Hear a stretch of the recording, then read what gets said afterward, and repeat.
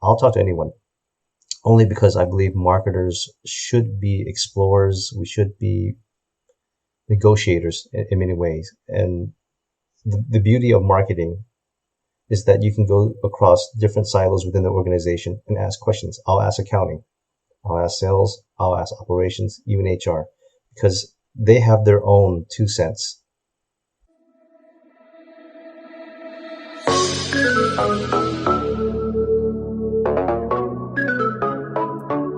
Welcome to the Strategic Marketer Podcast, where we talk about strategies, tactics, and practical steps to help you become a more strategic marketer. I'm your host, Joseph Lewin, and today I'm speaking with Jimmy Nguyen, a 10-year B2B and B2C marketing veteran. We're talking about whether it's better to niche your product or whether it's better to focus on a more general audience. When it comes to finding a niche or a specific audience, is that something that companies should focus on, or is it best to kind of go after a more general audience? Niche. You got to niche down all the time. I mean, I've worked with about a dozen companies so far as a consultant and as a full-time job. And every time I walk in, it's always the same thing. Everyone is my customer. No. Everyone is not your customer.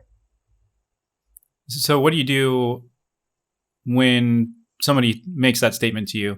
You know, everyone's my customer. How do you get them to start thinking differently? You know, what's kind of the idea behind pursuing a niche or a specialty?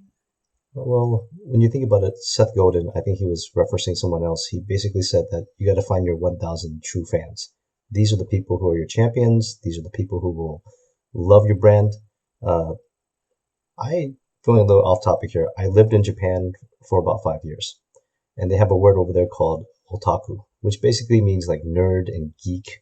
And I know it's kind of funny, but you need that geekdom. You need those people who just love your product, who love the industry, who whatever it is you're serving, to really just talk about that. So those are your champions. These are the people who will then spread out and then basically mention your product and services.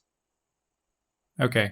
So when you're working with a broader audience, you know, what's going to be the main pitfall? Because I think people could, I'd like to dive a little bit more into why people would share, you know, when you niche down in a second, but what's going to be the biggest pitfall for a company, or what negative results are they going to see if they continue to just go after a broad audience from a marketing perspective? From a marketing perspective, it's just about creating brand awareness. If you're going for just a general audience, then you're just creating brand awareness, right? These are your top of the funnel customers. They may be browsers. They may look at you a little bit and say, okay, that was nice. But when you niche down, not only does your message get refined, you can then tell them directly what you're serving, talk about the problems, and then basically sell. I mean, that's the end goal, isn't it? We are here to sell and serve. So when you're working with a new company and they've always gone after just, you know, the general audience in the past, what steps do you recommend, or how do you kind of get them to get off of that idea? Because I think one of the biggest challenges when you go into a new company and you're working with somebody who's a visionary, you know, they've been working on this product, they've already been making sales, and they've kind of taken that more general approach. And, you know, I'm imagining if I owned a business and I'd been doing this for a while, I might have fear around picking a niche, because it's like, well, then I'm pigeonholing myself into this small category of people, and there's only so many of them. So if there's a marketer out there and they're working with a boss that has that mentality, what have you done in the past to get people to change gears and see that that's something they should do? First thing to do is look at the sales, right? And then actually look at the people who are making those sales. Who are your customers? Where do they live? What are their interests? I mean, we live in a world of social media where you can, well, maybe not now, where you can take that data and just run it through algorithms and figure out, hey, this is where they live, this is what they like. Example is that I used to work for an e-commerce company, and they were always aiming towards white-collar workers. I mean, we believe our customers are white-collar workers who have this much income and they live in high-rises. This is before Facebook cracked down on privacy, so don't judge me on this. I took the entire customer base, about 40,000 people, ran it through Facebook, and they said 62% of your customers love Sean Hannity. They love Rush Limbaugh. They love guns. They love the Second Amendment rights. And that's when I realized, guys, your customers are not white collar workers. They're blue collar workers. They live in rural areas. You're going for urban when they're rural. You're going the exact opposite strategy. So I was able to take basically ads tailored to this niche, use their language, and I saw an incredible lift. And you learn a lot of things too along the way. For example, when I say cabin in the woods, you and I are thinking some remote cabin. We don't think of luxury. But while I was running an ad for for this customer base who had cabins, it turned out to have basically two completely different customers. One was I'm the urbanite who's escaping for the weekend, and I'm going to the cabin in the woods just to relax. And then the other people who are like, I'm forced to live in the cabin in the woods.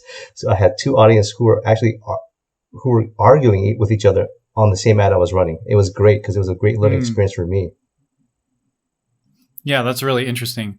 And you talked about customer language, and I know from work that I've done in the past, using that customer language and getting that customer language can be really effective. And if you're going after a general audience, how are you supposed to create language that speaks to them? I mean, I honestly have no idea how you could create an advertising campaign that works for everyone. Yeah, 100%. Talk to your sales reps. They know the language. They know the lingo. Read emails. The previous client I had, they were using call tracking voicemails. I listened to the voicemails. I listened dozens, hundreds of them, just to hear that one keyword or phrase being used over and over again that I can then basically weave into the website and weave into the campaigns. So this might take you a second to think of this. I don't know if you have something off the top of your head, but do you have an example of language that you heard over and over again? I mean, you kind of mentioned it with they were thinking that they're working with white collar workers living in high rises, and if you're thinking of political stances of white collar people who live in high rises, they're typically going to lean further to the left. So I'm sure it was a surprise when you go to them and say, hey, your audience is kind of completely different than what you thought. But do you have an example of some other kind of customer language, like specifically a phrase or word that you heard over and over again from customers that just absolutely surprised you? That's a good one. Well, I mean, I can't really divulge the name of my clients, but what I will say is that as marketers, we're very product oriented. We will always push the product and the general name of the products or the category of the products. But most customers are asking questions. How do I XXX? Oh, wait, can't use the word XXX anymore. How do I ... So you have this disparity between the marketer who's trying to say, hey, here's my product, here's my solution, here's my service, versus a customer who's going to query, how do I solve for, why is this happening? So that's the language of your customers. I know you want me to be a little bit more specific. I would like to do that, but I really can't get to those keywords because it's for certain clients. Yeah. So if you just kind of go off of what you were saying there, as marketing people, and I think in sales, it's even stronger. The tendency is to focus on the features and benefits of your product and, the product itself and how great it is and how much better it is than the competition. Whereas what you're saying is from the customer perspective, they're typically far more concerned about their own problems, their own challenges. And when they're researching something, they're typically not going to just type in the key phrase of the feature of your product. They're going to be typing in something oriented to their challenge. And if you're able to use the language that your customer's using to describe their own problem in your SEO content, in your videos, in your ads, you're more likely to connect with them. Exactly. I mean, we serve the customer, right? That's what we're trying to do, whether it's through our products or services. We're trying to understand, what do they need? Why are they on Google? Why are they on Facebook? Why are they calling? There's a reason why. I mean, it's funny that when people are buying a car and they walk into a lot no one's just browsing. They're there to buy a car. Right. They just need the right cues and the right service, right? And it's the same thing. Okay, so let's make this super practical for people who are listening in. So, they've gotten their boss to turn the corner at least a little bit on maybe focusing down on a niche, at least for a specific campaign, maybe not totally, but at least for, a campaign, and starting to move in that direction. So say that a marketer that's listening has gotten their boss to that point. Okay. What next steps do they need to take to start getting figuring out who those customers are, and then the language? How do they start finding that language to actually create a campaign around their that niche or that specific offering? Okay, so they've talked to the bosses. They've realized there's a niche audience. It's just pure research. What are their jobs? What are their job titles? What are their interests? Which websites are they going to? I know that you and I have extensive experience in the manufacturing and engineering world. And I get a lot of pushback from this category too, where they're like, well, we don't do that. No, you do. Everyone searches. Everyone searches. They go to their favorite engineering website. They go to their favorite hobby website. So to find that niche audience, I would recommend, again, Google search is your friend. If you have keyword tools like Ahrefs or SEMrush, type in those words, click on the top 20 links. This is what I do personally. I will click on the top 20 links, not just page 1, but page 2 also, to see what's coming up. Read everything. Look at what words or phrases are being used over and over again, what topics are being said over and over again. And then it's just iteration over and over to just find those words, find the audience, understand what they're looking for to create content and to create ads. Yeah, that's excellent. And then, you mentioned that you work with a sales team. So what role does your sales team or cooperating with your sales team play in doing that customer research to find language? Sales is very important. I mean, for me, it's my belief that marketing serves sales. The reason why is that sales is closer to the pipeline or the bottom of the funnel. So talking to your sales rep, talking to everyone in the organization is extremely important.